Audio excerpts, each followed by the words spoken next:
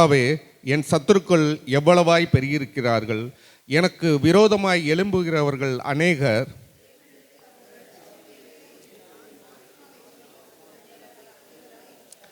ஆனாலும் கர்த்தாவே, நீர் என் கேடகமும் என் மகிமையும் என் தலையை உயர்த்தருமாய் இருக்கிறீர்.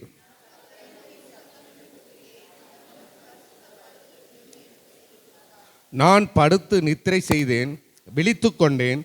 கர்த்தர் என்னை தாங்குகிறார்.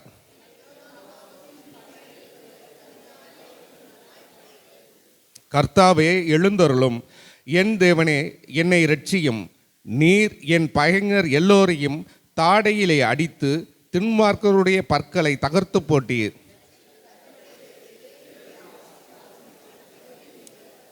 என் நீதியின் தேவனே, நான் கூப்பிடுகையில் எனக்கு செவி கொடும். நெருக்கத்தில் இருந்த எனக்கு விசாலம் உண்டாக்கினீர். எனக்கு இறங்கி என் விண்ணப்பத்தை கேட்டருளும்.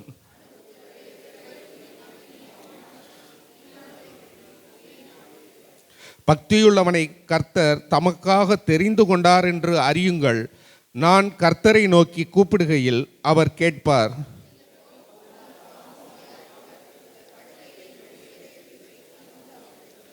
நீதியின் பலிகளை செலுத்தி கர்த்தர் மேல் நம்பிக்கையாய் இருங்கள்.